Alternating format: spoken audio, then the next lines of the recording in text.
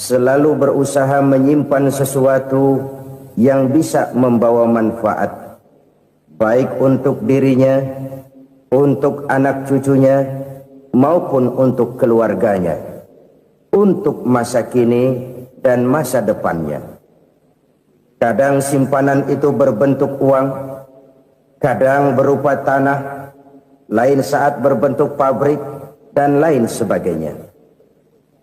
Sementara masa depan yang paling pasti adalah akhirat.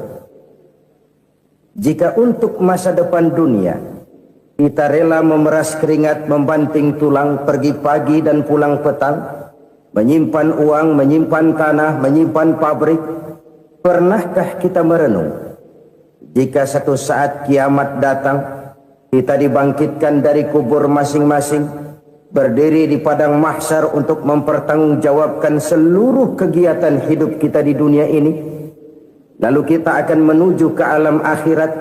Sudahkah kita mempunyai simpanan untuk akhirat kita? Pada pertemuan kali ini saya ingin menyampaikan sebuah hadis di mana Rasulullah sallallahu alaihi wasallam bersabda, "Arba'un min kanzil jannah." Simpanan sorga ada 4 macam. Yang pertama, ikhfa'us sadaqah, menyembunyikan sedekah. Saudara-saudara kaum muslimin, sebagaimana yang kita maklum bahwa Allah Subhanahu wa taala melebihkan sebagian rezeki dari kita terhadap yang lain. Ada yang kaya, ada yang setengah kaya, ada yang miskin, ada yang setengah miskin, dan selanjutnya. Ada yang gajinya kecil tapi penghasilannya gede. Ada yang penghasilannya gede tapi nggak punya gaji. Ada juga yang memang gajinya gede dan penghasilannya gede. Kelebihan rezeki merupakan sunnatullah dan tidak harus membuat kita merasa lebih dari yang lain. Bahkan sebaliknya, kelebihan itu harus membuat kita ringan tangan untuk menolong mereka yang memang memerlukan pertolongan. Kalau saudara diberikan ilmu, maka pertanyaan akhirat cuma satu: ilmumu kau amalkan untuk apa? Kalau saudara diberikan umur yang panjang, pengadilan akhirat juga bertanya satu: umurmu kau habiskan di mana? Tapi kalau saudara diberikan harta, pengadilan akhirat akan bertanya dua: hartamu kau dapat dari mana? Kau belanjakan kemana? Dari mananya ditanya, dan kemananya juga ditanya. Oleh karena kita akan dimintakan pertanggungan jawab, maka amanah yang bernama harta ini harus kita gunakan dengan sebaik-baiknya. Ada penggunaan yang merupakan kewajiban, itu zakat namanya. Ada penggunaan yang sewaktu-waktu, itu infak namanya. Ada yang lebih sewaktu-waktu lagi, dan itu sedekah namanya. Zakat dia terikat oleh haul dan nisab, oleh putaran batas waktu dan ukuran dari harta itu sendiri. Sedangkan infak terikat oleh situasi dan kondisi perekonomian seseorang. Sedangkan sedekah tidak terikat dengan apapun. Dalam kondisi seperti apapun kita bisa melakukan sedekah dengan yang terkecil sekalipun. Sampai-sampai Rasulullah sallallahu alaihi wasallam mengajarkan, la tahqiranna minal ma'rufi syai'an walau an talqa akhaka biwajhin talik. Atau ada hadis, tabassumuka fi wajhi akhika laka shadaqah. Senyumanmu kepada temanmu adalah sedekah. Jadi untuk melakukan sedekah tidak harus dalam berbentuk uang. Dengan ilmu kita bisa sedekah. Dengan tenaga kita bisa bersedekah, dengan pikiran kita bisa bersedekah, bahkan senyum kepada teman itu pun sedekah. Jadi kalau sedekah dengan uang memang belum punya uang, nyengir aja banyakin. Itu asal pada tempatnya, jangan lalu ketemu tiang listrik cengengesan. Tentu tidak pada tempatnya dan tidak wajar. Nah, sedekah yang paling dicintai Allah adalah sedekah yang disembunyikan. Artinya, jauh dari sifat riya. Kan kadang-kadang ada orang sedekah itu disebutkan namanya, apa tidak bagus? Kalau memang niatnya ikhlas, ya bagus-bagus saja untuk memberikan sugesti kepada yang lain. Di Fulan bin Fulan nyumbang sekian, diumumkan. Boleh kalau niatnya untuk memberikan rangsangan kepada yang lain supaya dia menyumbang lebih besar dari orang tadi. Tapi kalau itu mendatangkan riya, maka sedekah yang paling dicintai Allah adalah sedekah yang disembunyikan. Tangan kiri saja tidak tahu apa yang diberikan oleh tangan kanan. Sedekah yang dilakukan dengan ikhlas akan merupakan perbendaharaan surga, tersembunyi dari pandangan orang lain, tidak seorang pun tahu. Karena memang sikap yang baik adalah melupakan kebaikan dan mengingat kesalahan. Itu salah satu ciri orang bahagia. Orang yang selalu mengingat kesalahannya dan berusaha melupakan segala kebaikannya. Kalau dia akan ada kebaikan, dia tidak bisa ikut, dia merasa rugi karena dia merasa belum pernah berbuat baik. Tapi kalau akan melakukan kesalahan baru, dia ingat kesalahan yang sudah-sudah, sehingga terhalang baginya untuk melakukan satu kesalahan baru. Demikianlah saudara-saudara, bahwa Allah melebihkan rizki sebagian kita dari yang lain, agar terjadi tolong-menolong dalam kehidupan ini. Jadi kesenjangan yang nature, kesenjangan yang alami, itu sunnatullah. Ada yang kaya, ada yang miskin, ada yang kelas menengah. Nah, kenapa lalu sekarang kita berusaha mengentaskan kemiskinan? Oleh karena adanya kesenjangan struktural. Kalau yang kaya bisa semakin kaya, kenapa yang miskin tidak bisa naik jadi ikut sedikit kaya? Sebab pada dasarnya Islam adalah agama yang sejak turunnya sudah berupaya memerangi kemiskinan. Bahkan dikatakan kemiskinan itu mendekatkan kepada kekufuran. Orang kalau miskin udah dekat banget sama kafir. Gampang menjadi kafir. Berapa banyak saudara-saudara kita yang oleh karena soal perut, oleh karena soal materi, terpaksa meninggalkan dan menanggalkan akidahnya. Menjual petunjuk yang diberikan Allah dengan kesenangan dunia yang cuma sebentar ini. Na'udzubillah, thumma na'udzubillah.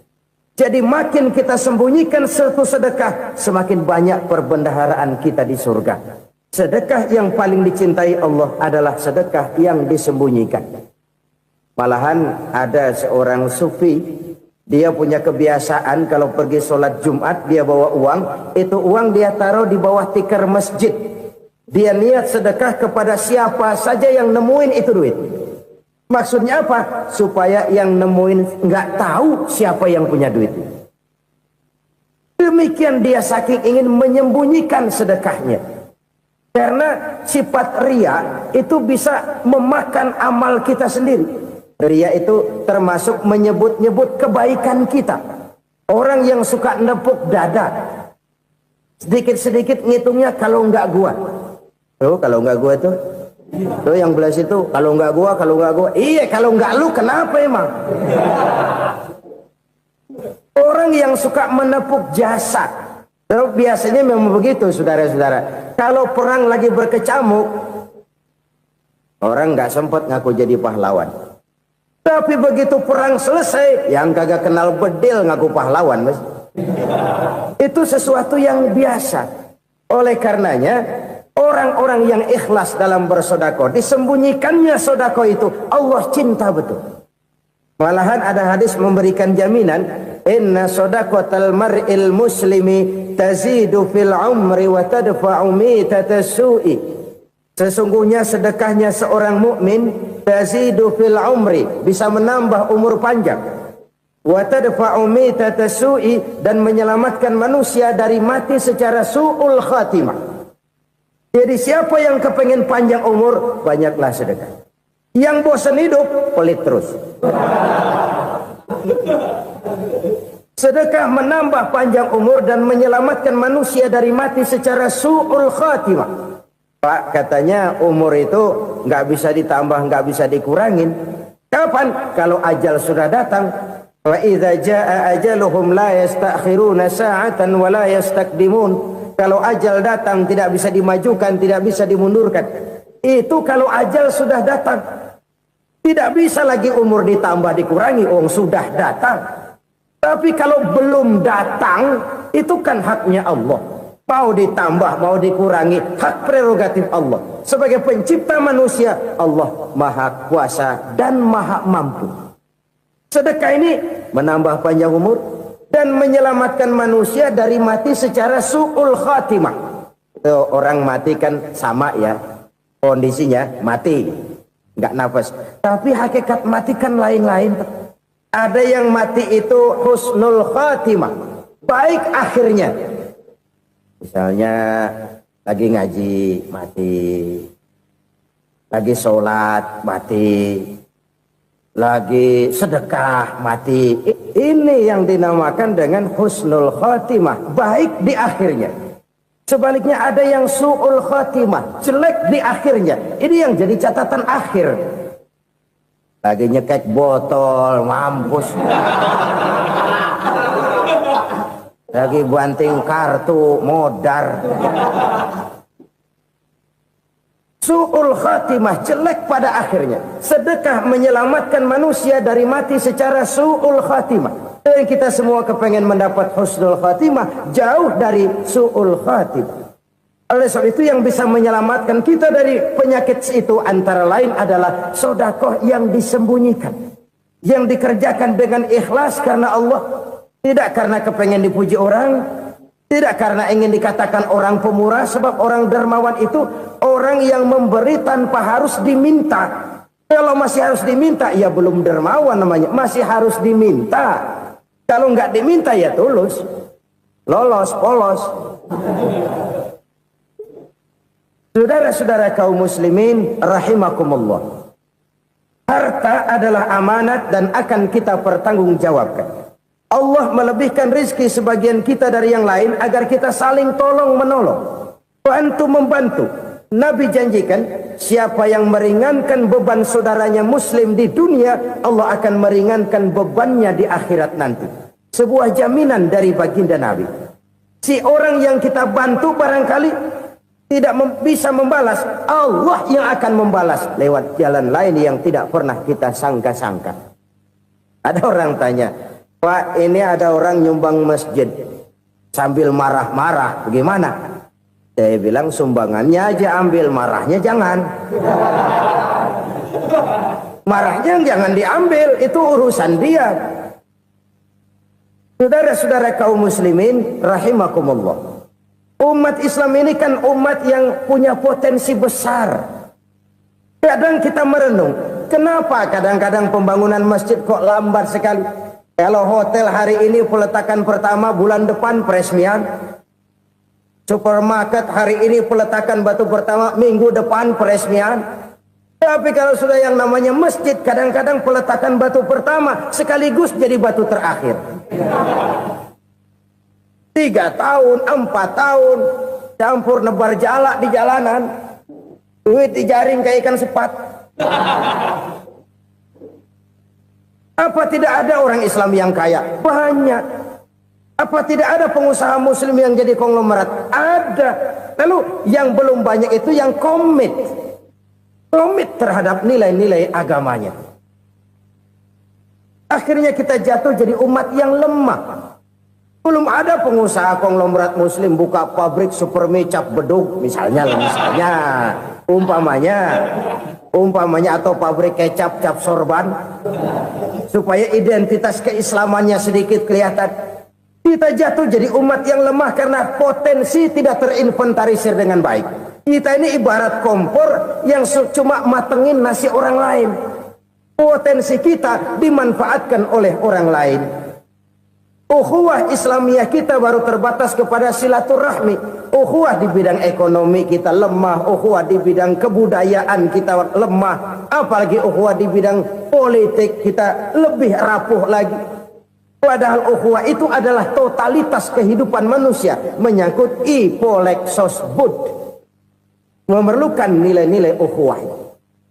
Jadi oleh karena itu mari kita menyadari di dalam harta kita, walaupun kita yang cari, pergi pagi, pulang sore, peras keringat, banting tulang, di sana ada harta anak yatim. Di sana ada hak masjid. Di sana ada hak pesantren, di sana ada hak jihad. Berbahagialah seseorang apabila dia oleh Allah dijadikan keran. Keran itu menyimpan air, tapi tidak untuk dirinya, tapi disalurkannya kepada mereka yang memang memerlukannya. Saudara-saudara kaum muslimin rahimakumullah, ini yang pertama. Jadi perbendaharaan surga adalah menyembunyikan sedekah. Orang lain nggak tahu, kita pun nggak pernah ngitung-ngitung. Kita anggap lewat begitu saja, padahal itu deposit akhirat. Satu. Yang kedua, perbendaharaan surga itu apa? Wa kitmanul musibah, menyembunyikan kesulitan. Kadang orang takut menghadapi kesulitan, tapi makin kita merenung, hidup ini kan sebenarnya urusan. Takut sama urusan, ya jangan hidup. Tandanya orang hidup itu kalau punya urusan. Urusan melupakan problem. Problem sering menimbulkan kesulitan. Kesulitan bukan untuk ditakuti, tapi untuk diatasi dan dicarikan jalan keluarnya. Siapa sih orangnya yang nggak pernah sulit-sulit? Makin tinggi status sosialnya, makin gede urusannya. Makin tinggi kualitas imannya, makin berat tingkat kesulitannya. Cuma memang yang namanya enak itu seperti pelangi. Biang lala itu nggak pernah di atas kepala kita, di atas kepala orang melulu. Lo sih enak lo, kata kita. Dia juga bilang, yang enak kan lo. Pelangi itu nggak pernah di atas kepala kita. Kata tukang beca, aduh enak ya naik Mercy. Kata tukang beca, apa yang di dalam mobil Mercy? Aduh enak bener tukang beca, di jok ngeringkuk ngorok pulas bener. Saya kamar pakai AC sejuk, tempat tidur sutra empuk, alga spring bed, kulak kulik nggak bisa pulas kalau belum minum Valium, belum tidur. Enak bener tukang beca, di jok ngorok nggak tahu wetan kulon. Si tukang beca bilang yang di Mercy enak, yang di Mercy bilang tukang beca enak. Inilah enak, nggak pernah di atas kepala kita, di atas kepala orang lain melulu enak itu. Nah, saudara-saudara, yang merupakan perbendaharaan surga itu orang yang bisa menyembunyikan kesulitan, baik pribadi ataupun rumah tangga. Nih terutama rumah tangga yang jadi soalnya. Kadang-kadang kita ini kalau senang, sebaliknya kalau senang kita diam, kalem aja, cuek. Banyak banget duit kita bawaan, diam aja udah. Malah ketemu orang takut. Tapi begitu susah, sekampung tahu. Padahal Nabi mengajarkan perbendaharaan surga itu menyembunyikan musibah, menyembunyikan kesulitan.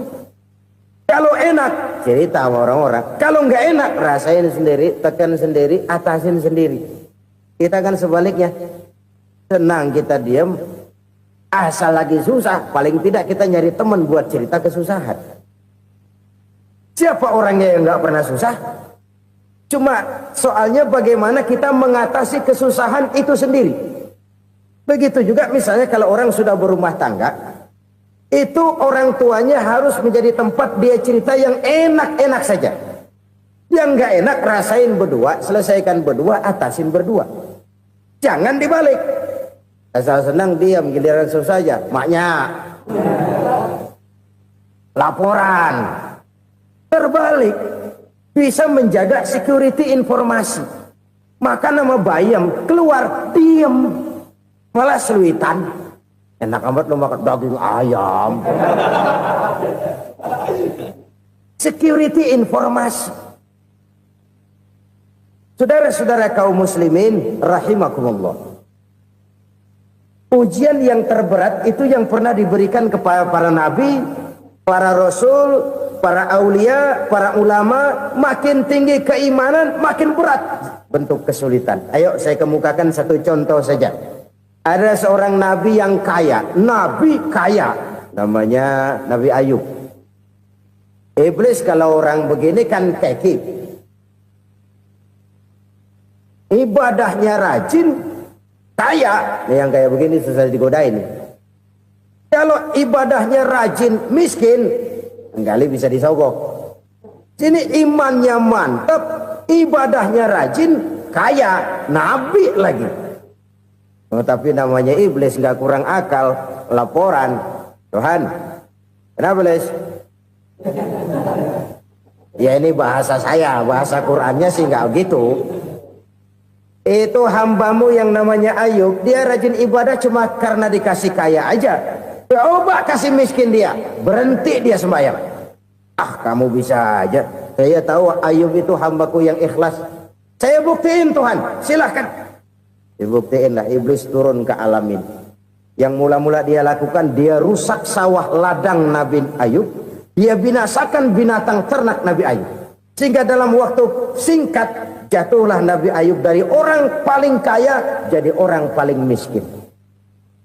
Beliau masih ibadah di mihrab dalam masjid. Datang iblis. Saudara Ayub, ya, lagi ngapain? Ibadah. Nyembah Allah, nyembah Allah. Oh, percuma. Kenapa? Tuhan yang ente sembah nih, dia udah bikin miskin ente. Sawah ladang ente hancur lebur, binatang ternak binasa. Sekarang ente jadi orang paling miskin. Ngapain nyembah Tuhan kayak begitu? Tekor. Udah berhenti dah ibadah, berhenti ibadah. Ini iblis sama Tuhan laporannya lain, yang dikerjakan kepada Nabi Ayub juga lain.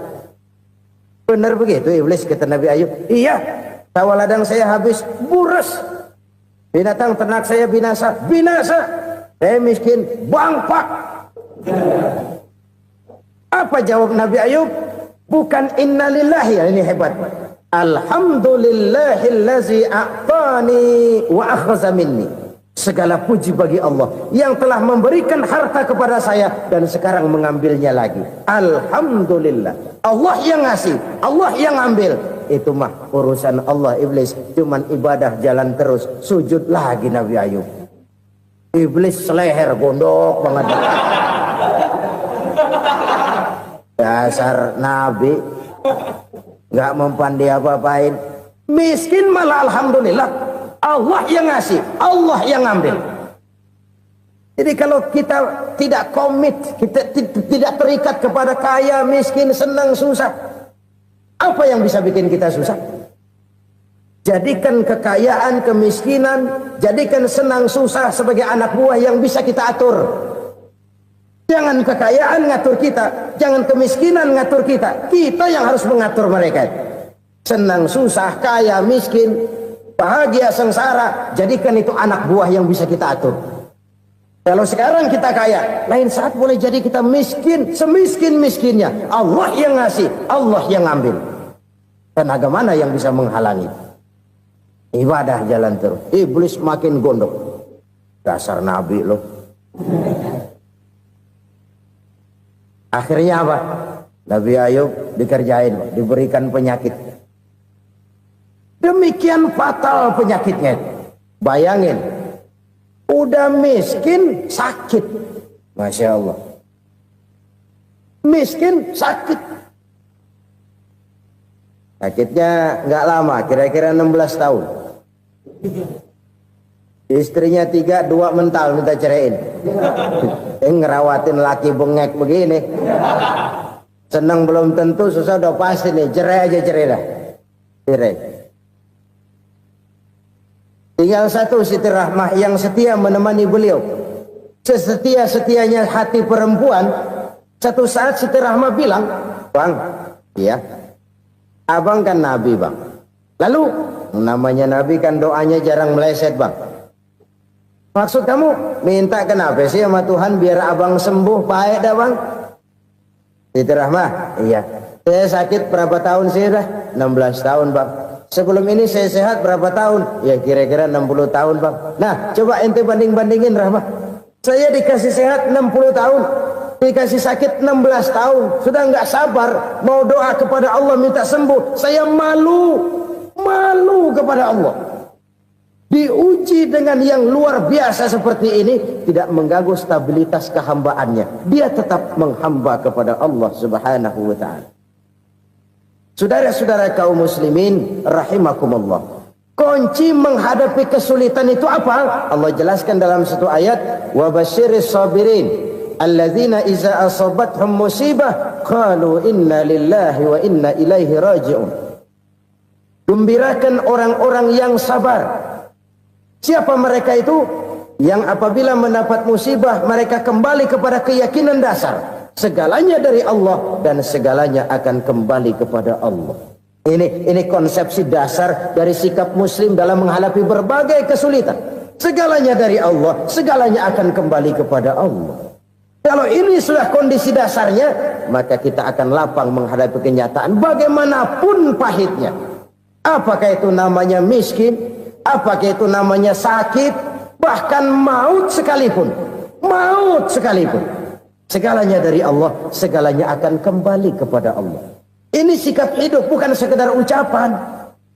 Kita kadang-kadang menjadikannya sebagai ucapan. Mulutnya sehingga berhenti, innalillahi wa inna ilaihi rajiun, tapi nangisnya terus gerung-gerungan.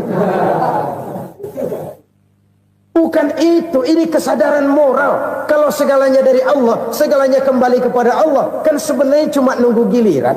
Hari ini saya nyembayangin dia, entah hari apa saya disembayangin orang. Hari ini saya antar dia ke kubur, entah hari apa orang nganterin saya ke kubur. Hari ini saya tahlilkan dia, entah nanti kapan orang tahlilkan saya. Segalanya dari Allah, segalanya akan kembali juga kepada Allah. Oleh sebab itu saudara-saudara, kesulitan bukan untuk ditakuti. Kesulitan justru untuk diatasi, dicarikan jalan keluarnya. Dan tidak ada orang yang tidak pernah mendapat kesulitan. Tidak ada. Semakin tinggi status sosial, semakin tinggi kualitas keimanan, semakin besar juga tingkat kesulitan. Hanya saja bagaimana cara kita mengatasinya. Dan Al-Quran menyatakan, inna ma'al usri yusra. Di balik kesulitan itu pasti ada kemudahan. Roda itu berputar. Karena itu Rasulullah Sallallahu Alaihi Wasallam mengingatkan kepada kita, ta'arraf ilallahi firraha ya'rifka fisyiddah. Ingatlah kepada Allah di waktu kamu senang, supaya Allah ingat kepada kamu di waktu kamu susah. Kalau waktu senang kita ingat kepada Allah, kita susah, Allah tidak akan meninggalkan kita. Tapi kalau waktu senang kita jauh dari Allah, sujud tidak sempat, dengan masjid jauh, ketika senang kita lupakan Allah. Nanti begitu kita susah, Allah lupakan kita. Dan itu menyakitkan. Oleh karena itu orang-orang tua kita dulu bilang, kalau lagi sehat ingat-ingat lu bakal sakit nanti. Kalau lagi kaya ingat-ingat satu saat kita bakal jatuh miskin. Bahkan kalau lagi muda ingat-ingat kita bakal tua. Dan yang terpenting kalau lagi hidup ingat-ingat kita bakal mati. Saudara-saudara kaum muslimin rahimakumullah. Jadi yang kedua yang merupakan perbendaharaan surga, menyembunyikan musibah. Saudara-saudara kaum muslimin rahimakumullah. Hal ketiga yang merupakan perbendaharaan surga adalah wasilaturrahmi. Orang yang suka bersilaturahmi. Sebagaimana yang kita maklum bahwa manusia adalah makhluk yang disebut zon politika. Makhluk sosial yang tidak mungkin hidup sendiri-sendiri. Betapa dan siapapun kita memerlukan orang lain. Bodoh betul manusia kalau tinggal di tengah masyarakat tapi tidak mau bermasyarakat. Merasa hebat sendiri, pinter sendiri, gagah sendiri, kaya sendiri. Mungkin kalau mati juga ngubur sendiri. Jangankan kita di sini, di sorga saja Nabi Adam waktu sendirian bengong melulu, mondar mandir. Allah tegur dam sepi dam. Ya ini kalau bahasa saya. Iya Tuhan sepi ini nggak ada coret-corekan pisan ini. Diciptakan Siti Hawa baru anteng Nabi Adam. Itu di surga. Cobalah. Umpamanya saudara tinggal di Jakarta nih. Kayak bener. Apaan aja di Jakarta punya saudara dah. Pembuatan Semanggi ambil. Monas, Buntel bawa pulang. Hotel-hotel ambil semua. Cuman tinggal di Jakarta sendirian, apa enaknya? Betapa dan siapapun kita perlu orang lain. Tidak ada seorang pun yang bisa memenuhi kebutuhan hidupnya secara sendiri-sendiri. Nah, Islam telah menyelamatkan manusia dari ras diskriminasi. Mengikat manusia dengan persaudaraan yang berlandaskan kepada akidah. Karena itu dianjurkan bersilaturahmi. Bahkan Nabi menyatakan, man arada ayyubsata lahu fi rizqihi wa yunsa'a fi atharihi falyasil rahimah. Siapa yang kepengen diluaskan rezekinya dan dipanjangkan usianya, banyaklah ia bersilaturahmi. Siapa yang kepengen dimudahkan rezekinya, hendaknya ia banyak bersilaturahmi. Kalau banyak teman, kesulitan kan paling tidak ada tempat cerita. Udah susah, sendirian kita pikirin diri, nggak ada tempat tukar pikiran. Cepet banget sama bengek. Dilawan sendiri. Nah, secara makro kita bisa berkata, tidak mungkin ada kemenangan kalau tidak ada kekuatan. Tidak ada kekuatan kalau tidak ada kesatuan dan persatuan. Tidak mungkin ada kesatuan dan persatuan tanpa semangat silaturahmi. Kalau umat Islam mau menang, dia harus kuat. Kalau umat Islam mau kuat, dia harus bersatu. Kalau umat Islam mau bersatu, dia harus membudayakan silaturahmi ini. Bahkan sampai-sampai kata Nabi, kalau bisa cari nilai tambah. Apa? Silman qata'ak. Bersilaturahmilah kau kepada orang yang marah denganmu. Masya Allah, indahnya ajaran agama kita. Orang yang marah pun kepada kita, kata Nabi, kalau bisa bersilaturahmilah kepadanya, kepada orang yang marah itu. Di situ nilai tambah. Cuman jujur nih hadis, ngucapinnya gampang, ngamalinnya yang berat banget. Orang marah sama kita, kita disuruh silaturahmi. Ada apa malu? Lu marah, ada gue marahan lagi. Gue pikirin. Saudara-saudara kaum muslimin rahimakumullah. Tapi ini yang diajarkan, bahkan ini yang dicontohkan oleh baginda Rasul. Bagaimana begitu mudah? Misalnya satu saat Abu Jahal ini ngatur strategi bagaimana bikin Muhammad celaka. Dia gali lubang di depan tempat tidurnya. Dia tutupin daun korma. Terus dia panggil seseorang, ke sini. Kasih tahu Muhammad, pamannya sakit keras, minta ditengokin. Berangkat orang ini ke sana. Muhammad, labbaik. Pamanmu sakit keras, dia minta ditengokin. Baik, saya akan datang menjenguk beliau. Berangkatlah Nabi ke rumah Abu Jahal tanpa prasangka apapun. Abu Jahal udah pasang setil, selimut 3 rangkap setengah dipakai, persis kayak orang meriang. Tapi sembari ngintip dari balik selimut, begitu Muhammad buka pintu, nah masuk perangkap nih. Muhammad jalan menuju tempat pembaringan. Makin lama makin dekat, makin lama makin dekat, makin dekat ke lubang yang dipasang oleh Abu Jahal itu. Dalam hati Abu Jahal, terus dah jatuh, mampus dah lo ini. Mampus lo hari ini nih. Apa yang terjadi? Malaikat Jibril datang. Muhammad, pamanmu cuma pura-pura sakit. Di depan tempat tidurnya ada lubang perangkap supaya kamu jatuh ke situ. Sudah, kamu pulang. Balik kanan Nabi. Sudah hampir jatuh ke lubang, balik kanan, pulang. Bayangin kecewanya Abu Jahal. Muhammad dikit lagi, Muhammad dikit lagi. Enggak paman, saya pulang aja. Emosi bangun dari tempat tidur, enggak sadar kalau lagi pura-pura sakit. Lompat ngejar Nabi, dia lupa dengan lubang yang dia gali. Usrah, nyemplung sendiri ke dalam lubang.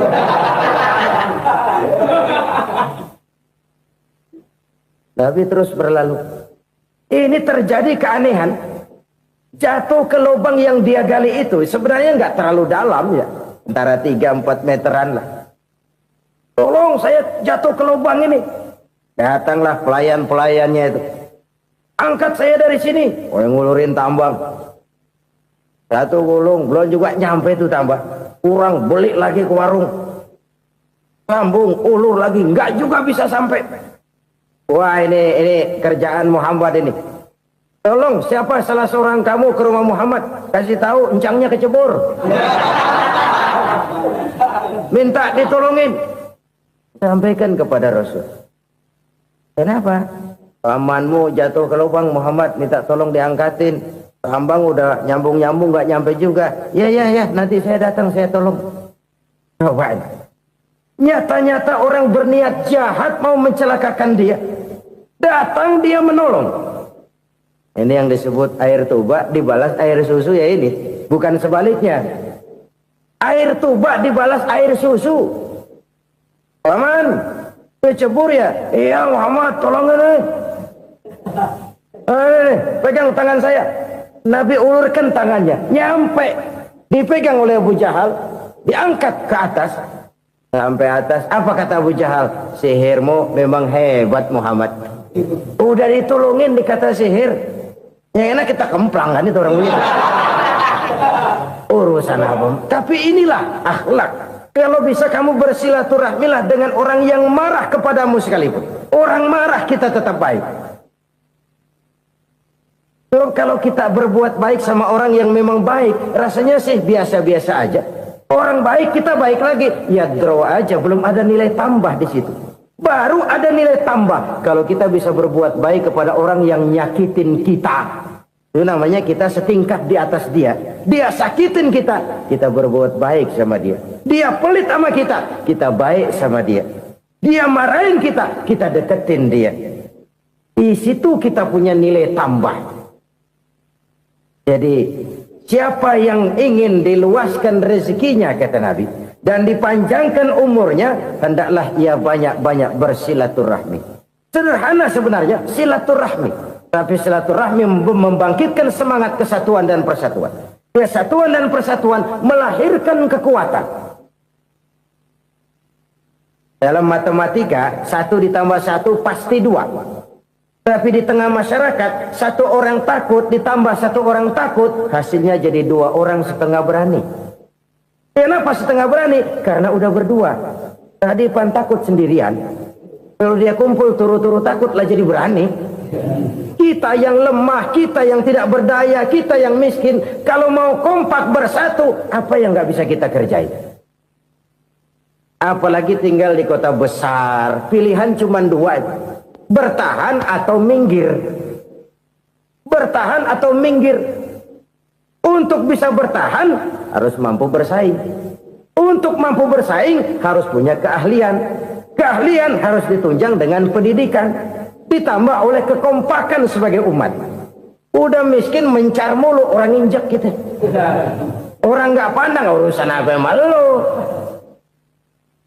Oleh karena itu silaturahmi pada hakikatnya merupakan roh dari ukhuwah yang diajarkan oleh agama kita.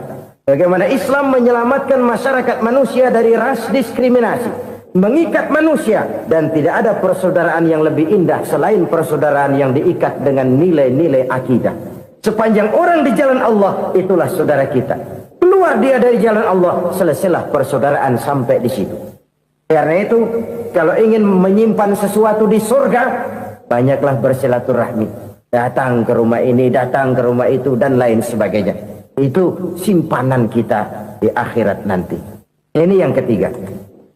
Saudara-saudara, yang keempat, perbendaharaan surga itu apa? Wa qawlu la hawla wa la quwwata illa billah. Ucapan la hawla wa la quwwata illa billah. Ibadah kan ada yang berat, modalnya besar. Bangun masjid berat, modalnya besar. Bangun rumah sakit berat, modalnya besar. Ada ibadah yang berat, tapi modalnya ringan. Misalnya puasa. Puasa itu berat, mengendalikan nafsu. Kalau sekedar nggak makan nggak minum sih enteng, mengendalikan nafsu. Itu jihad terbesar, tapi kan modalnya ringan, cuma niat saja. Ini ibadah berat, modalnya ringan. Ada ibadah yang ringan, modalnya juga enteng. Seperti termasuk ucapan la haula wa la quwwata illa billah. Tanpa sadar, la haula wa la quwwata illa billah. Nyelengin tuh di surga.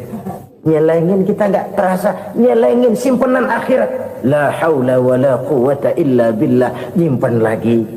Kaget, la haula wa la quwata illa billah, nyimpan lagi, banyak simpanan.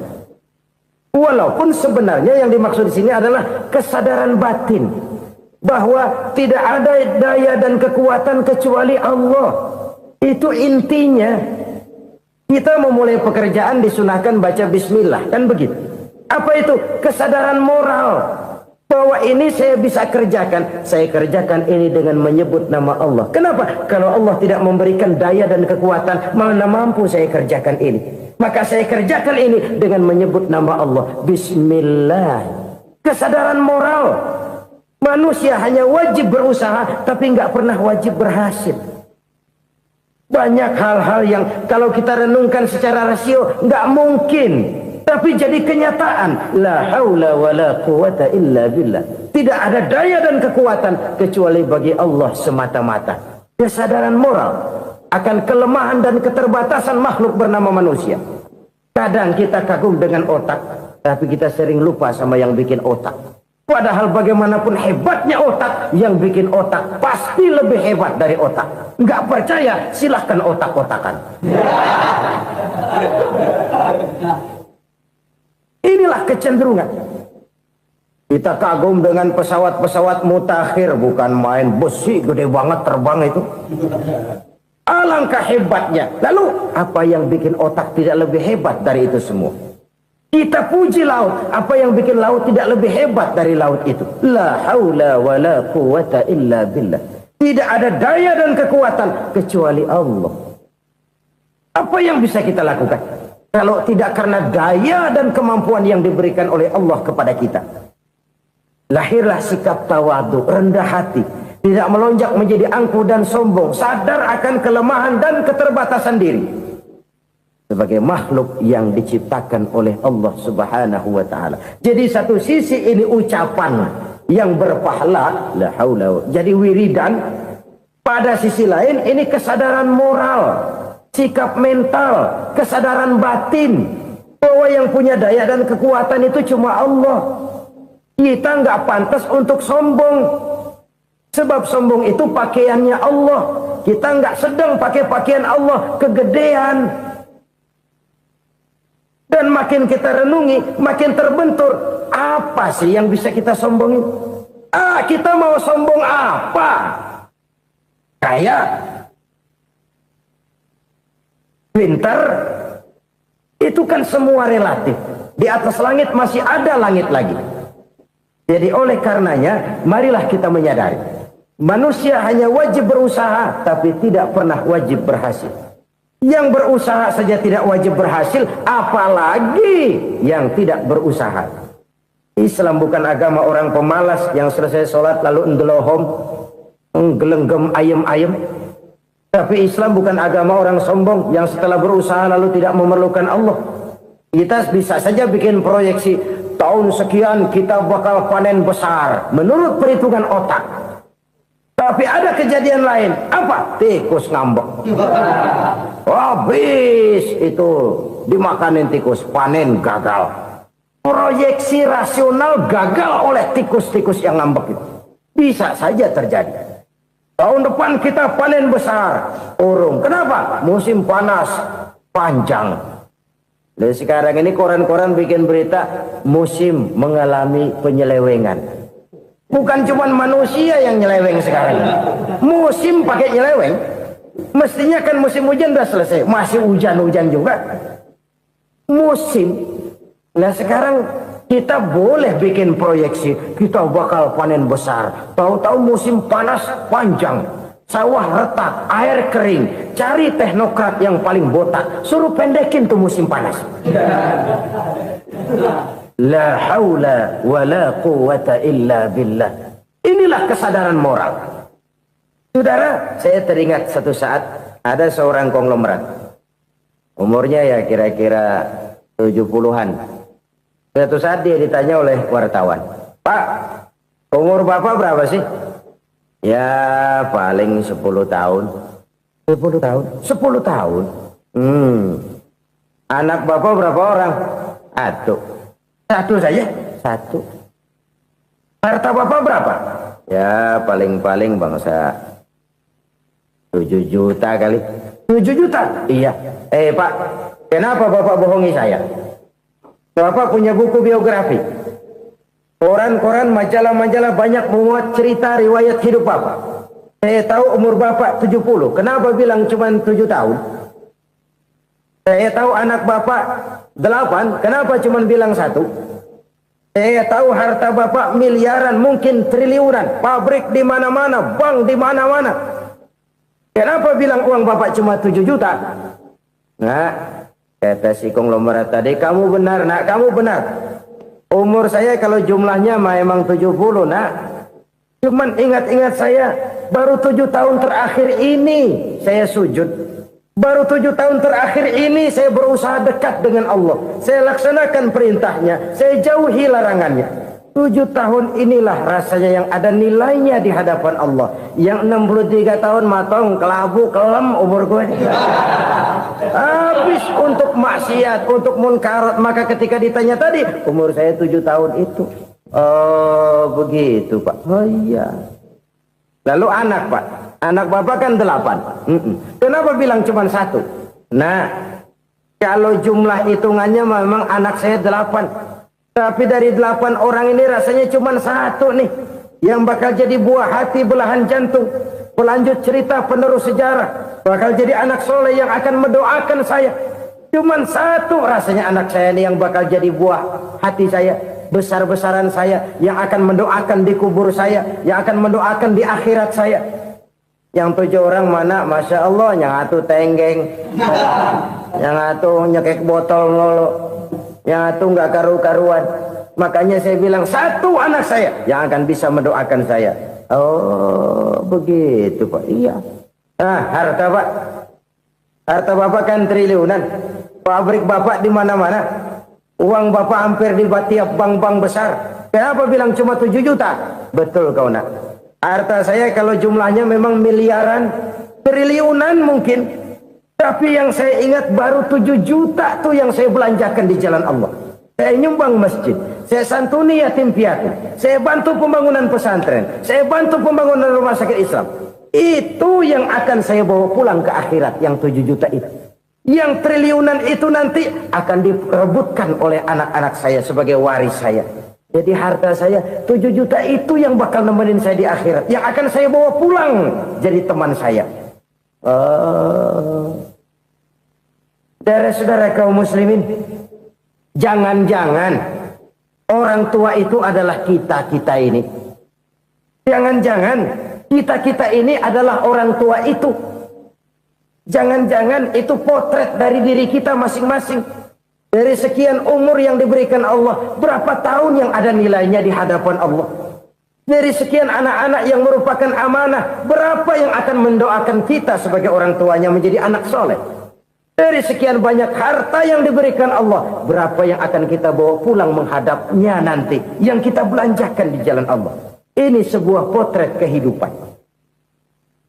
Karena itu kita kembali kepada la haula wa la quwata illa billah. Kita wajib berusaha, kita wajib berikhtiar. Selebihnya, segala daya dan kekuatan hanya milik Allah saja semata-mata. Satu kesadaran batin dari setiap pribadi muslim. Setelah ia berusaha dan berikhtiar, ia menyerahkannya kepada Allah Subhanahu wa ta'ala. Jadi, satu sisi ini merupakan wiridan ucapan yang mengandung pahala. Pada sisi lain, ini merupakan sikap batin dari seorang muslim di dalam ia menghadapi realitas kehidupan ini. Saudara-saudara kaum muslimin, rahimakumullah. Kalau ini kita jadikan satu basis kehidupan, maka ini akan menyelamatkan manusia dari kemungkinan tergelincir menjadi orang yang lupa diri dan lupa darat.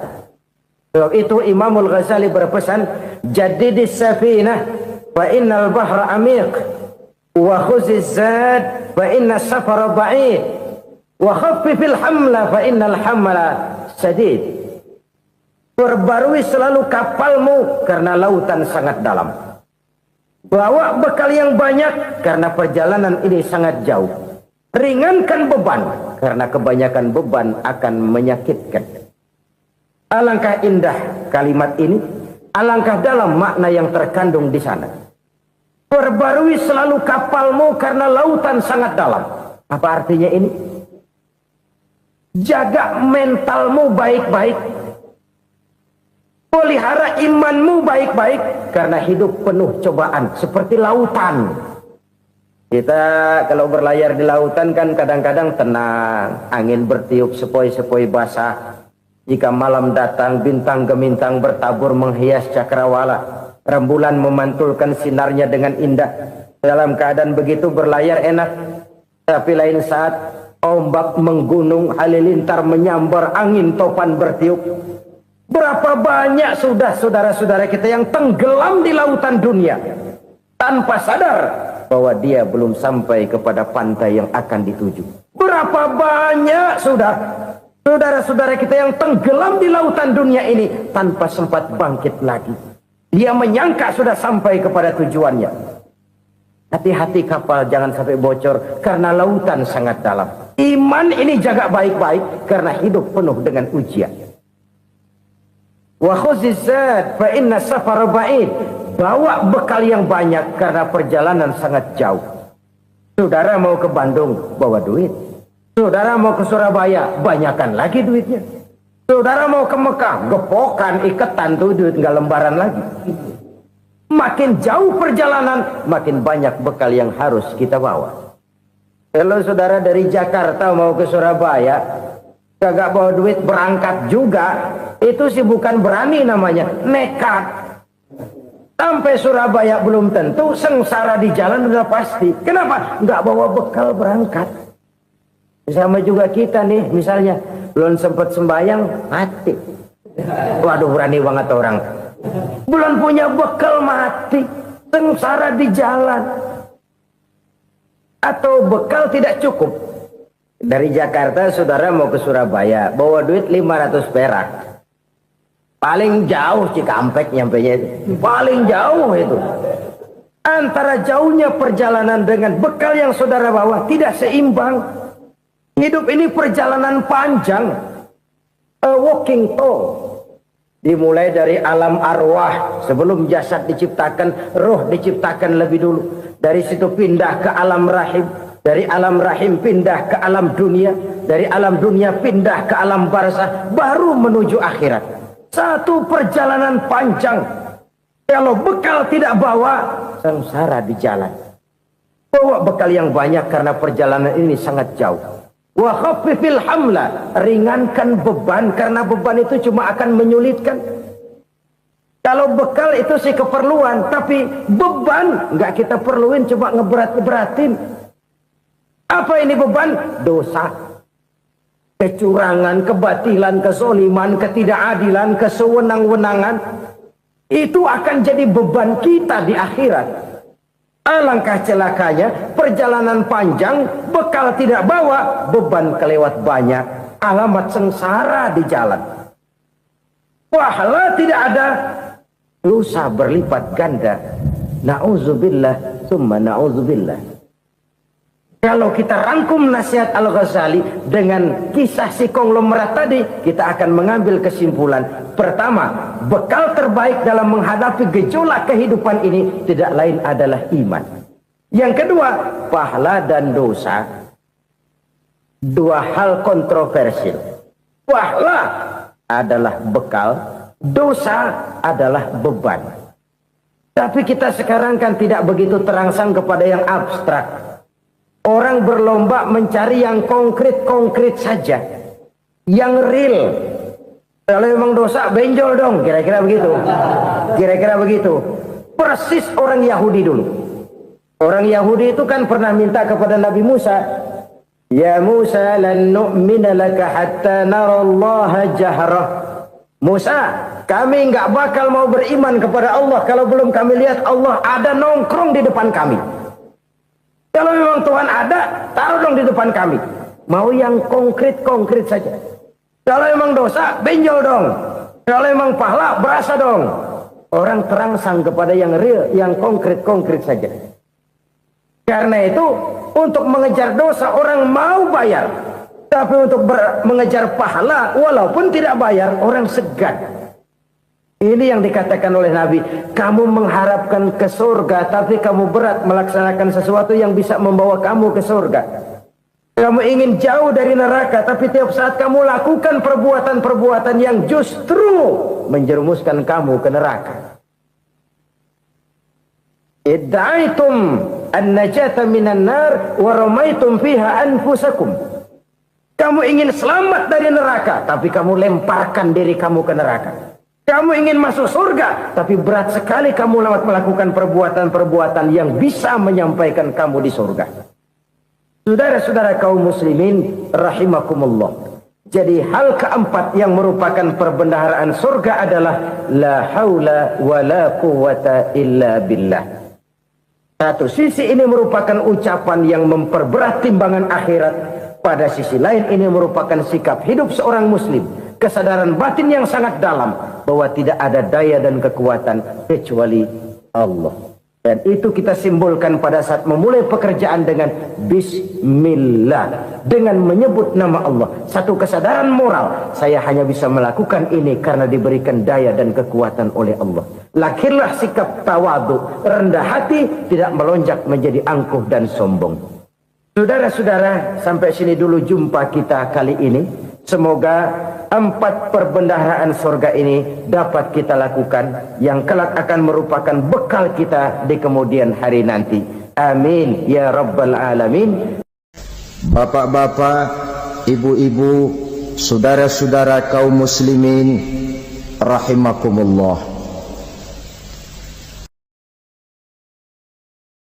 Di dalam kehidupan kita sebagai seorang muslim, minimal 5 kali dalam sehari semalam kita mendengar seruan untuk mendirikan solat yang disebut azan. Ada kalimat menarik di dalam kalimat azan itu, yakni seruan hayya 'alal falah, marilah menuju kepada keberuntungan, marilah meraih kemenangan. Seruan ini adalah kecenderungan dari setiap manusia, apapun warna kulitnya. Artinya, setiap orang dalam hidup selalu ingin meraih dan mencari kemenangan. Kemenangan akan melahirkan kepuasan batin, dan kepuasan batin memberikan kebahagiaan. Sedangkan kekalahan melahirkan penderitaan batin, dan penderitaan batin menjerumuskan seseorang di dalam berbagai bentuk kerugian. Jikalau inilah seruan azan, maka masalahnya ialah apa yang menyebabkan kita meraih kemenangan. Al-Quranul Karim memberikan tuntunan dan ajaran kepada kita bahwa orang-orang yang memperoleh kemenangan itu tidak lain adalah orang-orang yang bertakwa.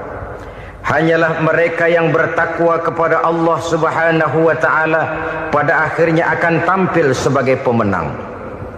Lalu siapa orang yang bertakwa itu? Dijelaskan dalam awal-awal Al-Baqarah, orang yang bertakwa yang akan meraih kemenangan. Pertama, allazina yu'minuna bil ghaib, yaitu orang-orang yang beriman kepada yang gaib. Percaya bahwa ada alam yang gaib, alam yang abstrak, alam yang tidak bisa dijangkau oleh salah satu daripada panca indera kita. Mereka percaya dan beriman kepada adanya malaikat, beriman kepada adanya iblis dan jin, beriman kepada adanya alam kubur, beriman kepada adanya alam mahsyar, beriman kepada adanya alam akhirat, beriman kepada adanya surga dan neraka. Beriman bukan cuma sekedar beriman dalam ucapan bibir saja, tetapi beriman yang nilai iman itu mampu mewarnai gerak dan gaya hidupnya. Iman yang meresap sampai ke tulang sumsum, kemudian memberikan dampak positif di dalam kehidupan manusia. Alam, kita tahu, adalah sesuatu yang selain Allah, dan Allah bukanlah alam. Apapun namanya selain daripada Allah, itu adalah alam. Alam pada hakikatnya terbagi menjadi 2. Ada alam syahadah, alam nyata, alam konkret, alam yang bisa dijangkau oleh salah satu indera kita. Kemudian ada alam ghaib, alam yang tidak bisa dijangkau oleh panca indera kita, alam metafisika, alam abstrak, alam yang wajib kita imani keberadaannya. Kita percaya bahwa malaikat itu ada, Kita percaya kepada jin, bahwa jin itu ada. Kita percaya kepada adanya iblis dan setan. Bukan percaya kepada iblis dan setannya, percaya bahwa iblis dan setan itu ada. Itu termasuk salah satu daripada sifat orang yang bertakwa kepada Allah. Saudara-saudara kaum muslimin rahimakumullah, kecenderungan pembangunan yang lebih bersifat materialistis biasanya menggeser aspek kehidupan rohani. Orang berpikir empiri, dan dalam pola pikir yang demikian maka alam gaib tidak lagi mendapat perhatian. Aspek kehidupan yang bersifat rohaniah malah mulai ditinggalkan. Akibatnya terjadilah kepincangan di dalam kehidupan kita. Pernah ada satu pengalaman pribadi dalam perjalanan kembali ke tanah air. Dalam pesawat di sebelah kanan saya duduklah seorang Jerman namanya Heiner Simonsen. Iseng saya ajak kenalan, saya ajak ngobrol, saya tanya dia. Saya bilang, Mas Heiner ini, kalau pesawat yang kita tumpangi ini jatuh ke bawah, kira-kira apa yang bakal terjadi, Mas? Dia bilang, kita semua akan mati. Begitu? Iya. Oke. Apa itu mati? Tanya saya. Dia bilang, untuk tahu apa itu mati, kita harus tahu lebih dahulu apa itu hidup. Saya pikir nih bule bisa ngomong juga. Baiklah kata saya. Apa hidup menurut Anda itu? Oh, hidup itu dia bilang, kalau seluruh anggota badan kita bekerja secara normal, paru-paru memompa darah secara normal, jantung berdetak secara normal, sel-sel tubuh bekerja secara fit, dan organisme tubuh hanya mau bekerja secara normal, dia bilang, kalau kita memberi makan yang cukup, menu yang teratur, dan gizi yang lengkap. Saya bilang, kesimpulannya apa, Ner? Dia jawab, hidup adalah dari tangan ke mulut. Life is from the hand to the mouth, kata dia. Hidup adalah dari tangan ke mulut. Jadi masalah hidup tidak lebih daripada masalah isi perut. Orang pergi pagi, pulang sore, peras keringat, banting tulang, perut yang dibelain. Saya bilang, you are wrong. Sampean salah, Ner. Kamu orang Islam bukan? Bukan. Pantas. Kenapa saya salah? Dia bilang, ya jelas salah. Salahnya di mana? Kamu ini manusia. Kalau hidup cuma dari tangan ke mulut, saya bilang, kambing di kampung saya juga begitu pikirannya, Ner. Itu kambing di kampung saya, asal perutnya kenyang, sudah hidup dia. Perkara besok bagaimana, lusa prospeknya macam mana, bulan depan ada apa, kambing nggak pernah mikir. Di kampung saya kambing juga pikirannya begitu. Kamu Kristen ya? Tadinya. Loh kok tadinya, lalu apa sekarang kamu ini? Dia bilang, sekarang saya netral. Saya tidak beragama, tapi saya percaya kepada Tuhan sebagai pencipta alam. Saya ingat benar dia bilang, I haven't any religious, but I believe to God as the creator of the world. Kenapa bisa netral begitu, Ner? Habis saya bingung katanya. Islam bilang Islam baik, Kristen bilang Kristen baik, Hindu Buddha bilang Hindu Buddha baik, semua agama baik. Saya netral sekalian, nggak beragama. Yang penting saya percaya kepada Tuhan.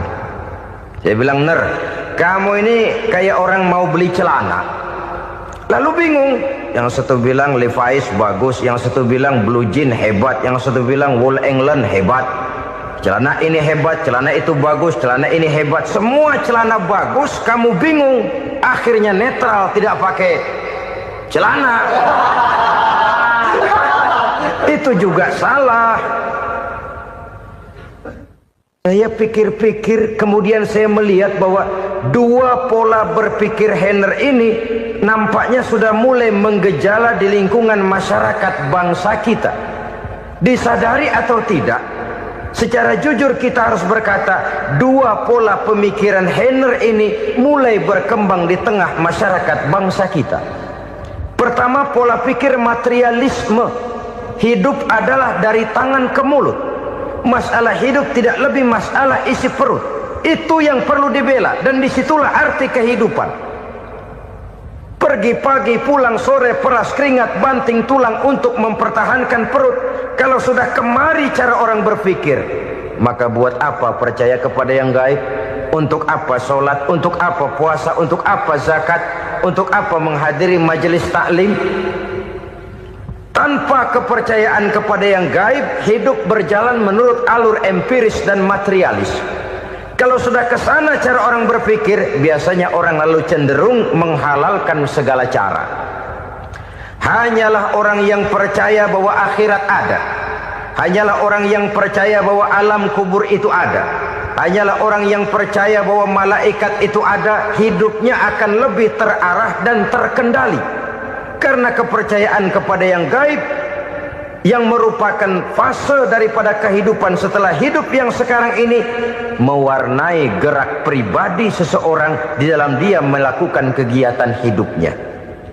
Pola berpikir materialisme, disadari atau tidak, mulai menggejala di lingkungan masyarakat bangsa kita. Hidup tidak lebih dari urusan tangan ke mulut, mulut ke tangan, tangan ke mulut. Asal perut sudah kenyang, hiduplah sudah. Perkara bagaimana prospek hari yang akan datang, bagaimana akhirat, tidak jadi persoalan. Ini yang oleh Nabi diperingatkan, ad-dunya sijnul mu'min wa jannatul kafir.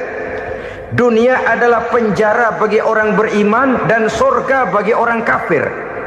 Dulu di zaman Belanda hadis ini pernah disalah tafsirkan, disalah artikan, digunakan sebagai senjata untuk mengkebiri dan membuat impoten umat Islam. Sudahlah umat Islam gak usah macam-macam, kata Belanda. Dunia ini kan penjara buat orang Islam, surga buat orang kafir. Di penjara jangan bertingkah.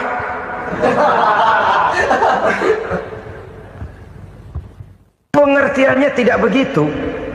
Dunia adalah penjara bagi orang mukmin. Artinya dalam kehidupan dunia seorang mukmin tidak bebas memperturutkan hawa nafsunya. Di penjara hawa nafsunya itu. Sebaliknya, surga bagi orang-orang kafir. Buat orang kafir, surgalah dunia ini. Mereka bebas memperturutkan hawa nafsunya. Dilarang tidak terlarang, dicegah pun tidak tercegah. Mereka hidup menurut alur bisikan nafsu mereka sendiri. Kemudian bila ajal datang, maut merenggut nyawa, selesailah surganya sampai di situ. Maka bagi orang-orang yang tidak percaya kepada adanya akhirat, kepada adanya alam gaib, surganya sebatas umurnya. Sekali lagi, surganya sebatas umurnya. Bila umur selesai, ajal pun datang merenggut nyawa, selesailah sudah surganya sampai di situ. Alangkah pendeknya perjalanan orang-orang yang tidak percaya kepada alam gaib ini. Bagi kita mukmin, jikalau kita mampu memenjarakan hawa nafsu, kita bisa bahagia di dunia ini. Dan Islam memang tidak menyuruh kita sengsara di dunia. Raih dunia, kejar dunia, gapai dunia sebagai alat untuk mencapai kebahagiaan di akhirat nanti. Hidup adalah satu perjalanan panjang yang terbentang sejak kita terlahir dari alam rahim sampai kepada alam akhirat nanti. Andai kata kita gagal meraih kebahagiaan di dunia, toh kita masih punya akhirat. Tapi jangan jadi dalil yang melemahkan semangat. Biarin dah kita di dunia kebelangsak, yang penting akhirat. Akhirnya dunia benar-benar kebelangsak. Bagaimana dunia ini bisa kita raih, dan bagaimana meraih dunia untuk menunjang kepentingan akhirat nanti. Yang kedua, dari pikiran Heiner yang saya lihat menggejala di lingkungan masyarakat bangsa kita, timbulnya manusia-manusia netral. Seolah-olah Tuhan yes, agama no. Sama Tuhan percaya, agama ogah. Tuhan ngangguk, giliran agama godeng. Padahal hampir dalam setiap ayat dalam Quran, kata-kata amanu biasanya bergandeng dengan wa amilus shalihat. iman dan amal soleh. Ini sebagai isyarat Tuhan dan agama jangan pernah dipisah-pisah. Apabila kita bertuhan, maka kita harus beragama. Apabila kita beragama, maka agama itu harus bersumberkan dari Tuhan yang kita imani itu. Tidak mungkin kita pisah, Tuhan yes, agama no. Sama Tuhan percaya tapi agama bikin sendiri. Sembayangnya cukup bengong 2 jam madep ngulon.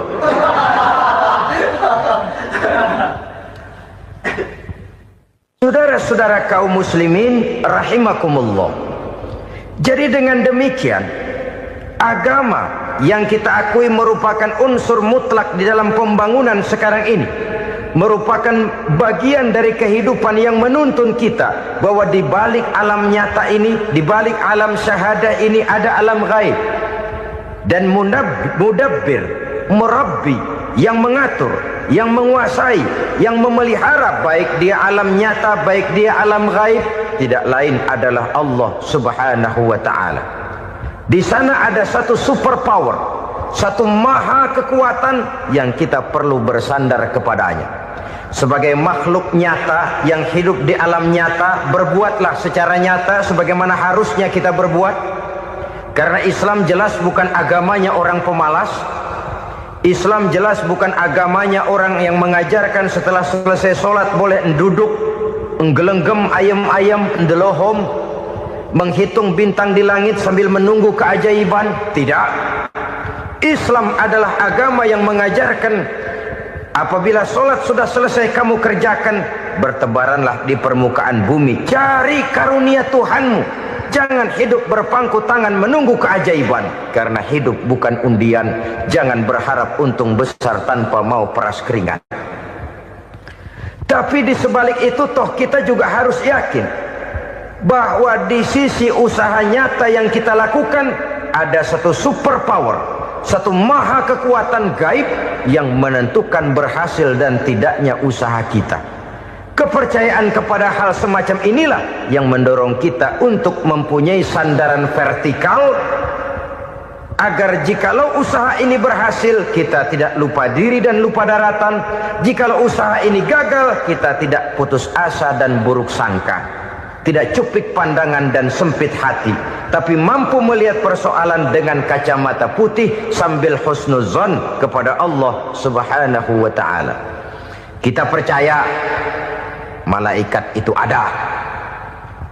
Ada yang namanya raqib dan atid, mengawasi gerak hidup kita sampai kepada gerak hati kita.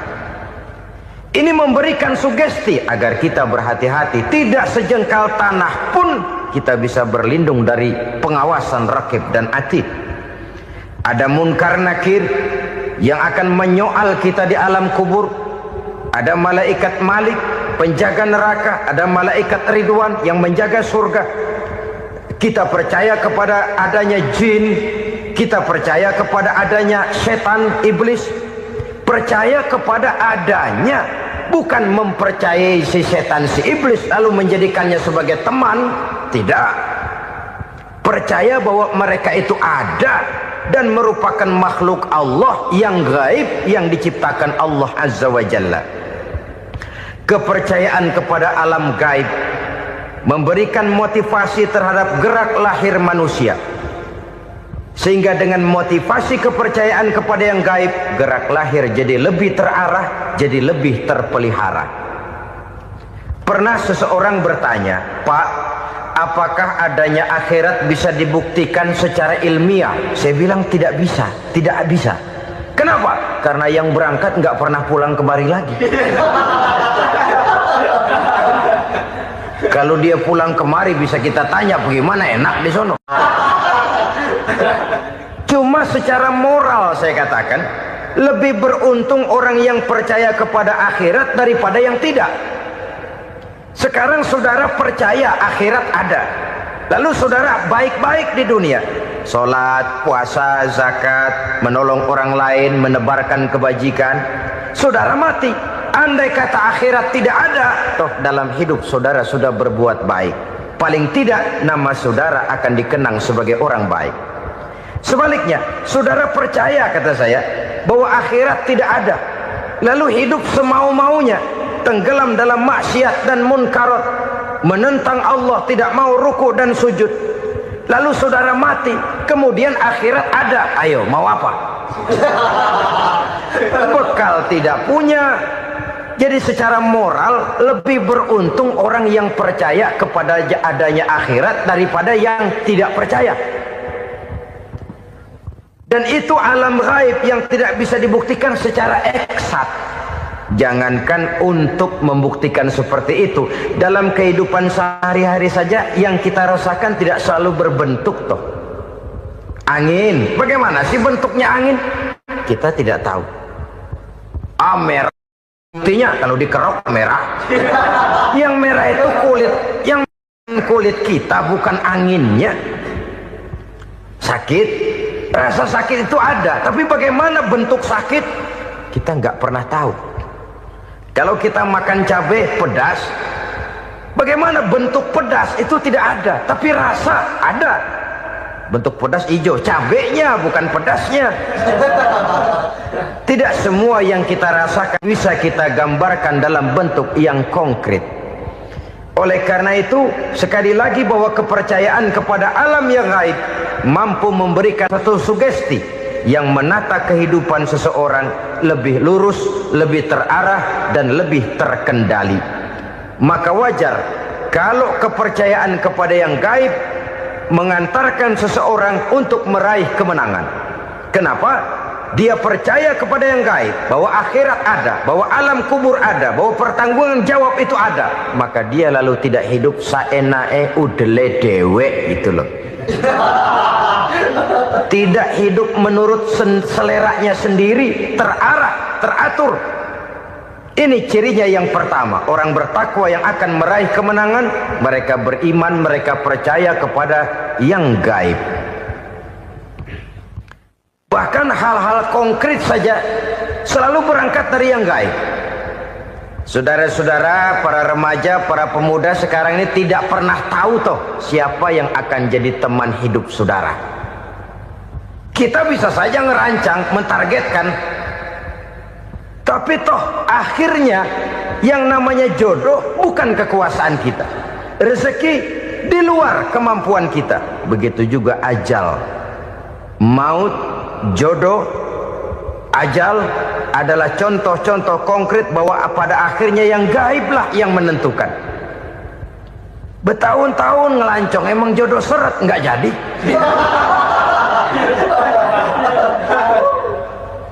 Begitu kenal baru setengah malam nginep ditangkap hansip kan. Hal-hal semacam itu kadang-kadang kita berpikir suuzon, gilet, perempuannya cakep banget, lakinya rebek amat. Memang begitulah jodohnya. Memang begitulah jodohnya.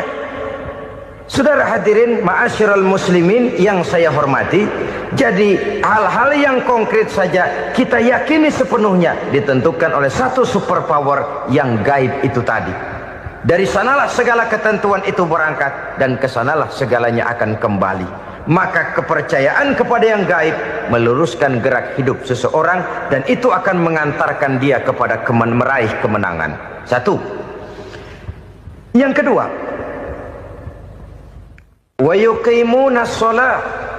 Orang bertakwa yang akan meraih kemenangan itu adalah orang-orang yang mendirikan sholat. Kenapa sholat mengantarkan orang untuk meraih kemenangan? Yang jelas, inna sholata tanha anil fahsya'i wal munkar. Sholat mampu mencegah manusia dari perbuatan keji dan munkar. Banyak filsafat hidup yang terkandung di dalam sholat ini. Sejak kita wudhu sampai kita menghadap ke arah kiblat, sampai kita melakukan gerak-gerak sholat, bacaan-bacaan yang ada di dalam sholat, lalu sampai kepada mengucapkan salam. Banyak filsafat hidup yang terkandung di dalam sholat. Umpamanya saja, setelah takbiratul ihram mulai kita dengan sholat dalam posisi berdiri, diajarkan dalam kitab-kitab fikih agar kita melihat ke arah tempat sujud. Ini kan filsafat kehidupan. Kalau kamu sholat dalam posisi berdiri, lihat tempat sujud. Jangan sholat mata jelalatan, sebab nanti bisa mengurangi kekhusyuan. Jadi wajar kalau yang dikatakan bahwa yang paling afdol adalah shaf yang di depan. Kenapa? Secara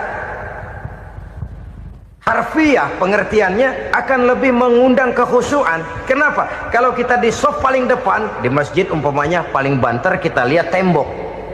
Tapi kalau kita shaf di tengah atau di belakang, orang-orang di depan kita pun akan kelihatan. Yang bajunya loreng, yang bajunya genggang, yang bajunya macam-macam. Kita lihat, kadang-kadang kita pikirin, ada yang bajunya bolong. Kita sholat tapi dalam hati, nih orang bajunya robek, yang nggak tahu apa. Ada saja hal-hal yang mengusik kekhusyuan kita. Oleh sebab itu diajarkan dalam posisi berdiri, lihat, arahkan pandangan matamu kepada tempat sujud. Ini kan filsafat kehidupan. Maksudnya apa? Kalau lagi diri, lihat dong tempat sujud. Kalau udah di atas, ingat dong sama yang bawah. Kalau sudah tinggi, ingat dong dari mana kamu berangkat. Kalau sudah berkuasa, bantu dong yang lemah. Kalau sudah kaya, santuni dong yang miskin. Kalau sudah alim, bimbing dong yang awam. Ini filsafat kehidupan. Dalam posisi berdiri, kau lihat tempat sujud. Ini akan melahirkan kepekaan sosial, di mana seseorang mau tahu kepada orang lainnya. Bagaimanapun kaya kita, tinggi pangkat dan jabatan kita, jikalau hidup hanya untuk kepentingan perut sendiri saja, rasanya belum membawa manfaat di dalam kehidupan kita. Tapi efek yang tertinggi sesungguhnya, sholat mencegah manusia dari perbuatan keji dan munkar.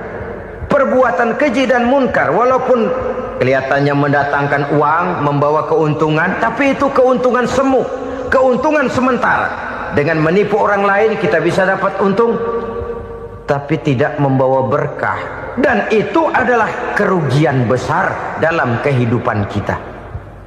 Maka untuk meraih kemenangan, harus dimulai dengan membentuk kepribadian yang tegar, memiliki sandaran vertikal yang langsung kepada Allah Subhanahu wa ta'ala. Dan itu hanya bisa kita tempuh melalui jalur ibadah formal yang sudah ditentukan Allah, yakni sholat yang 5 waktu. Untuk memperkuat itu, ada sholat-sholat sunnah, rawatib, nawafil, sebagai terminal-terminal kontrol cadangan untuk memelihara stabilitas temperatur batin di dalam kita berhubungan dengan zat yang maha gaib, yaitu Allah Subhanahu wa ta'ala. Orang sering bertanya, Pak, itu tetangga saya nggak sholat, duitnya nggak habis-habis, Pak. Nggak sholat tapi mobilnya tambah terus. Nggak sholat tapi usahanya makin maju. Tapi di sisi lain ada orang yang rajin sholat, rezekinya butak bener. Anaknya mana kurus, mana korengan. Saudara hadirin ma'asyiral muslimin rahimakumullah. Harus saya katakan bahwa sholat memang bukan untuk cari duit. Sholat adalah sandaran vertikal kita kepada Allah. Sedangkan soal rezeki itu berkaitan dengan sifat Allah maha pengasih dan maha penyayang. Allah maha pengasih, siapapun dikasih kalau mau usaha. Allah maha penyayang, tidak semua orang disayang oleh Allah Azza wa Jalla. Dan belum tentu banyak harta itu merupakan nikmat. Mungkin juga istidraj. Artinya istidraj itu dikasih tapi diambulin, kalau bahasa Betawinya itu. Dikasih tapi diambulin, itu bukan merupakan nikmat sesungguhnya, lebih merupakan azab dari Allah Subhanahu wa ta'ala.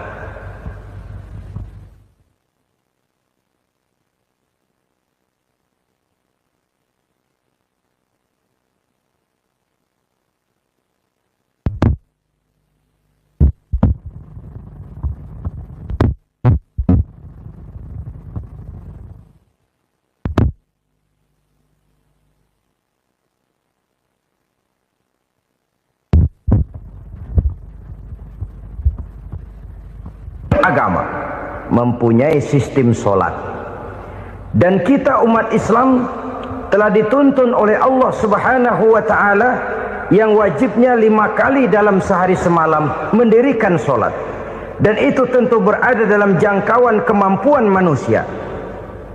Pada awalnya barangkali kita memang merasa solat itu satu kewajiban, tapi semakin kita hayati makna, manfaat, dan filsafat yang terkandung di dalam ajaran solat, semakin sampai kita kepada keyakinan bahwa solat adalah keperluan kita.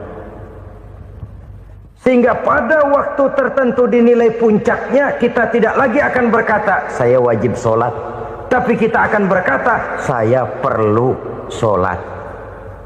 Kalau kita sudah merasakan itu adalah keperluan kita, nah di sanalah kita baru akan merasakan ruginya kalau hal itu tidak kita laksanakan. Sepanjang kita masih berkata saya wajib sholat, kita akan lebih merasakan dia sebagai beban ketimbang sebagai keperluan. Yang jelas Allah tidak memerlukan ibadah yang kita laksanakan ini. Dengan kata lain, andai kata satu dunia penuh ini orang tidak ada yang sholat satu pun, Allah tidak akan turun dari jabatan Tuhan. Jangan lalu berpikir kalau kita ngambek se-RW kagak sembahyang Tuhan tekor kali ini ya. Tentu tidak. Itu perlunya kita, bukan perlunya Allah. Dan pada induknya kita akan berkata saya perlu agama.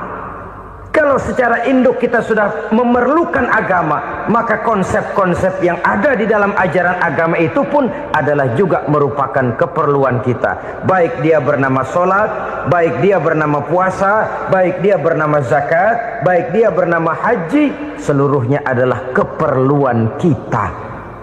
Dan sesuatu yang kita perlukan apabila tidak kita laksanakan akan melahirkan kerugian di dalam kehidupan.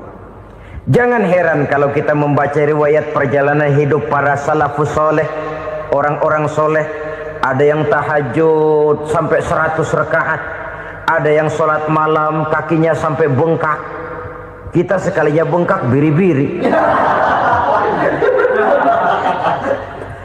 Ada yang sholat membaca surah dalam Al-Quran sampai khotam Quran. Kok mau? Mereka sudah merasakan itu keperluan. Itu saja soalnya. Satu saat pun jikalau kita merasa bahwa itu keperluan saya, kita pun akan melaksanakan seperti itu. Keperluan saya dalam kehidupan. Inilah yang kedua. Yang ketiga, orang bertakwa yang akan meraih kemenangan itu, wa mimma razaqnahum yunfikun. Mereka membelanjakan sebagian daripada rezeki yang diberikan Allah kepada mereka. Mereka infakkan di jalan Allah.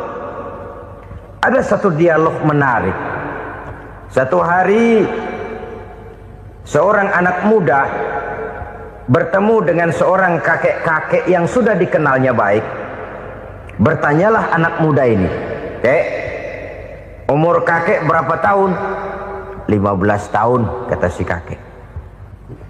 "Anak kakek berapa orang?" 1. "Harta kakek berapa banyak?" 15 juta. Si anak muda ini bengong, lalu protes, "Kok kakek bohongin saya?" "Kenapa?" "Saya tahu umur kakek 70 tahun. Kenapa ngaku 15? Saya tahu anak kakek 5. Kenapa bilang 1? Saya tahu kakek miliuner, miliaran uang kakek. Kenapa ngaku cuma 15 juta?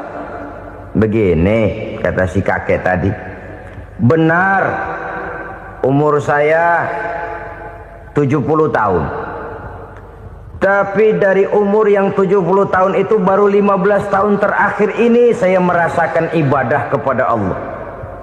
Meninggalkan maksiat, jauh dari segala macam munkarat. Maka yang 15 tahun inilah yang benar-benar saya rasakan sebagai umur saya. Benar anak saya 5, tapi yang 4 susah diatur. Cuman 1 rasanya nih yang bakal jadi si buah hati belahan jantung berlanjut cerita penerus sejarah. Cuma 1 ini yang saya harapkan, yang akan jadi anak soleh, yang akan membuat saya menerima pensiunan pahala. Kalau yang 4 apek dah, nggak ada harapan. Yang satu nyekek botol melulu. Oh begitu. Iya. Lalu kenapa kakek bilang harta kakek cuma 15 juta padahal saya tahu kakek uangnya miliaran, depositonya banyak? Ya karena 15 juta itulah yang saya ingat yang pernah saya belanjakan di jalan Allah. Saya merasa itulah harta saya yang sebenarnya. Yang miliaran yang saya simpan di bank kelak kalau satu saat saya mati akan jadi rebutan di antara anak-anak saya. Iya kalau anak saya soleh kayak yang satu ini.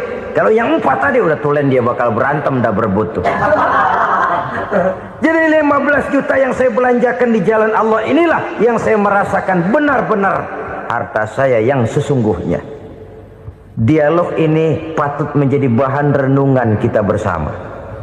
Diberikan kita umur 40, 50, 60, 70, 80. Berapa tahun dari umur yang diberikan itu yang jalan mulus, yang kita gunakan untuk melaksanakan ibadah? Banyak harta kita simpan di bank, di lemari, di dompet, di tas.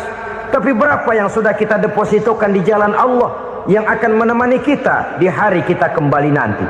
Maka orang bertakwa yang akan meraih kemenangan, wa mimma razaqnahum yunfikun, mereka membelanjakan sebagian dari rezeki yang diberikan Allah di jalan Allah subhanahu wa ta'ala. Ma'asyiral muslimin rahimakumullah, zahirnya memang kita memberikan kepada orang lain, tapi hakikatnya kita menyimpan untuk diri kita sendiri.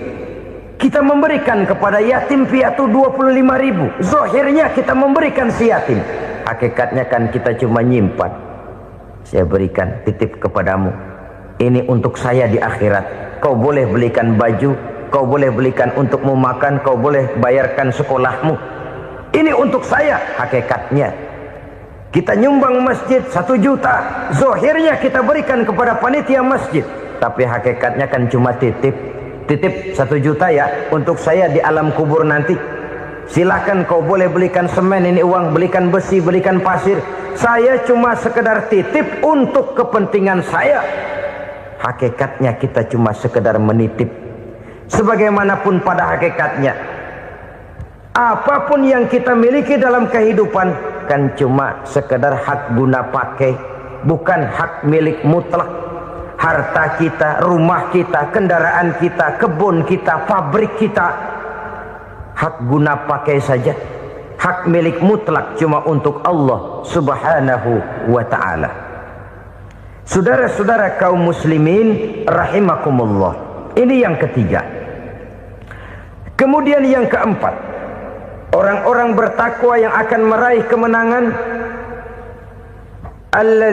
allazina yu'minuna bima unzila ilaika, mereka yang beriman, mereka yang percaya kepada apa yang telah diturunkan kepadamu Muhammad, ay Al-Quran, yakni Al-Quranul Karim. Setelah percaya kepada yang gaib, mendirikan solat, kemudian menginfakkan sebagian dari rezeki yang diberikan Allah, mereka juga lalu percaya kepada yang diturunkan terhadap Nabi, yaitu tidak lain Al-Quranul Karim. Sekali lagi di sini, percaya bukan hanya sekedar percaya saja, tetapi percaya lalu menjadikan Al-Quran itu sebagai pedoman hidup. Sebab memang Al-Quran itu adalah GBHM, garis-garis besar haluan muslim. Apa yang harus kita lakukan, apa yang harus tidak kita lakukan, bagaimana mestinya kita bertingkah laku dan berbuat, seluruhnya tercantum di dalam Al-Quranul Karim. Itu sebabnya ketika satu hari Aisyah ditanya bagaimana akhlak Rasul, beliau menjawab, kana Rasulullah sallallahu alaihi wasallam khuluquhul Quran.